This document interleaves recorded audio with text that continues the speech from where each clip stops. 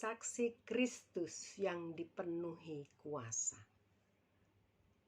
Kisah Para Rasul 1 ayat 8. Tetapi kamu akan menerima kuasa kalau Roh Kudus turun ke atas kamu, dan kamu akan menjadi saksiku di Yerusalem dan di seluruh Yudea dan Samaria dan sampai ke ujung-ujung bumi. Amin. Tuhan Yesus sendiri telah menentukan tugas pekerjaan para murid, yaitu bekerja menjadi saksinya, melayani dan menyelesaikan pekerjaannya di bumi. Kuasa Roh Kudus dicurahkan kepada murid-muridnya dan juga kepada kita, orang percaya di generasi ini. Itulah kuasa yang meneguhkan dan memampukan untuk dapat menjalankan amanat agung Kristus, membawa terang Injil, memberitakannya dan meneruskannya sampai ke ujung bumi. Sebagaimana dikatakannya bahwa kamu akan menerima kuasa rohani atau kuasa Roh Kudus kalau Roh Kudus turun ke atas kamu, dan kamu tidak akan menerimanya begitu saja, sebab oleh kuasa itu kamu akan menjadi saksi bagiku dan bagi kemuliaanku, dan kesaksianmu itu tidak akan sia-sia, sebab kesaksianmu akan diterima di Yerusalem, di negeri sekitarnya, dan sampai ke seluruh ujung dunia. Kisah 1 ayat 8 tadi kita sudah baca. Jika Kristus telah memilih kita, memulihkan dan mengangkat serta membuat kita berguna untuk menjadi saksinya sebagai pelaku pemberita kebenaran Injil bagi kehormatannya dan kepentingan kerajaannya pada masa ini, di angkatan dan generasi kita ini, kiranya hal ini dapat menggugah antusiasme dan semangat kita yang semakin menyala-nyala, berkobar-kobar, dan membuat kita terus mau fokus melakukan bagian pekerjaan dan tanggung jawab kita.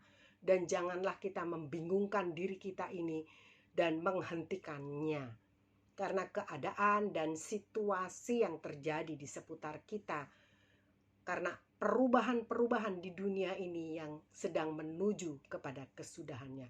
Jangan tergoncang iman kita, tetap lakukan pekerjaan Tuhan. Tuhan Yesus memberitahukan kepada mereka dan kepada kita pun, hamba-hambanya, para murid pengikutnya di generasi akhir zaman ini, untuk tetap berpegang teguh kepada janjinya. Yang pertama, bahwa pekerjaan pelayanan ini menjadi pekerjaan yang terhormat dan mulia.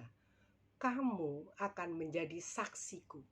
Tidak ada mandat yang lebih terhormat dan mulia di hidup selain kita ini dipilih dan diangkatnya untuk menjadi imam Tuhan, duta kerajaannya.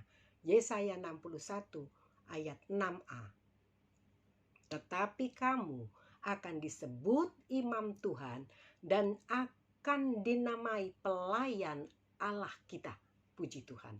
Oleh kuat kuasa Roh Kudus saja kita pun dimampukan menjadi terang keselamatan dan alat bagi kemuliaannya yang memberi arti dan menerangi dunia gelap ini. Yesaya 60 ayat 1 sampai dengan 3. Bangkitlah, menjadi teranglah, sebab terangmu datang dan kemuliaan Tuhan terbit atasmu. Sebab sesungguhnya kegelapan menutup bumi dan kekelaman menutup bangsa-bangsa, tetapi terang Tuhan terbit atasmu dan kemuliaannya menjadi nyata atasmu. Bangsa-bangsa berduyun-duyun datang kepada terangmu, dan raja-raja kepada cahaya yang terbit bagimu. Ini nubuatan tentang Tuhan Yesus Kristus. Tapi kita juga pelayan-pelayan Tuhan akan mengalami janji-janji Tuhan yang sama. Kita ini menjadi terang dunia, dikatakan. Kita menerangi dunia yang gelap ini, yang ditindis dalam dosa, yang masih dibelenggu oleh dosa.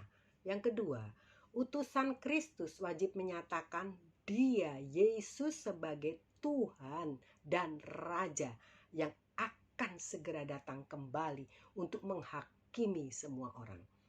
Saksinya bekerja melayani Tuhan dengan memberitakan kepada dunia akan kebenaran-kebenaran yang diajarkannya dan kenyataan kerajaannya yang telah didirikannya. Dan Ia, Yesus, yang akan memerintah selama-lamanya dalam kerajaannya yang kekal dan yang tak tergoncang. Mereka secara terang-terangan dan sungguh-sungguh memberitakan Injilnya ke seluruh dunia sebab kuasa Roh Kudus akan menyertai dan memperlengkapi dalam tugas pelayanan mereka. Mereka akan membuktikan hal ini. Dan Roh Kudus akan meneguhkan kesaksian mereka, bukan kesaksian seperti saksi-saksi yang bersumpah dan berasal dari dunia ini, melainkan dengan meterai ilahi berupa mujizat-mujizat dan karunia-karunia adikodrati. Kamu akan menjadi martir-martir bagiku, yang sama artinya dengan saksi-saksi dalam terjemahan lain.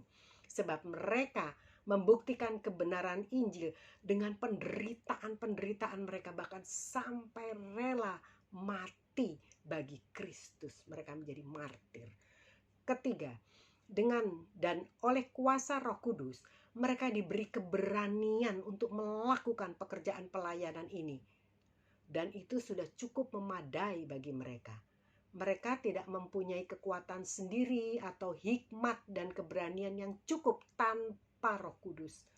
Sedari awalnya seperti telah dikatakan bahwa mereka itu berasal dari apa yang lemah dan apa yang bodoh bagi dunia. Mereka tidak berani tampil sebagai saksi-saksi bagi Kristus pada waktu Dia diadili. Bahkan ada yang menyangkal. Tapi lihatlah perbedaannya. Ketika mereka sudah diperlengkapi dengan kuasa Roh Kudus, mereka tampil berani dan mencengangkan banyak orang. Perhatikan doa para rasul di tengah ancaman ini. Kisah para Rasul 4 ayat 29. Dan sekarang ya Tuhan, lihatlah bagaimana mereka mengancam kami, dan berikanlah kepada hamba-hambamu keberanian untuk memberitakan firman-Mu. Kisah para Rasul 4 ayat 13.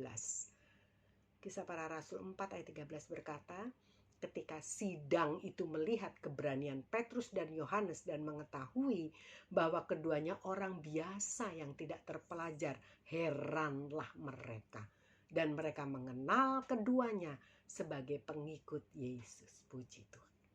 Dan sampai sekarang pun, kita pun pasti tidak akan mampu tanpa pertolongan dan penyertaan Roh Kudus.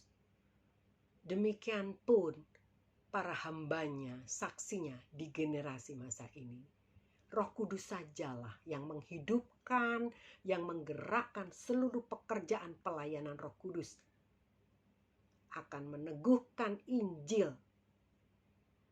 baik dengan mujizat-mujizat maupun dengan penderitaan-penderitaan. Perhatikanlah, saksi-saksi Kristus akan menerima kuasa untuk melakukan pekerjaan yang harus mereka lakukan sesuai dengan panggilannya bagi mereka. Orang-orang yang dipekerjakannya untuk melayani Dia akan diperlengkapinya untuk melakukan pekerjaan ini dan akan ditopangnya. Puji Tuhan. Keempat, oleh kuasa dan pekerjaan Roh Kudus, pengaruh dari ajaran mereka itu menjadi besar dan sangat luas, bahkan menjangkau bukan saja kepada orang Yahudi. Kita semua tahu Paulus menjadi saksi dan alat Tuhan memenangkan juga bangsa-bangsa non-Yahudi.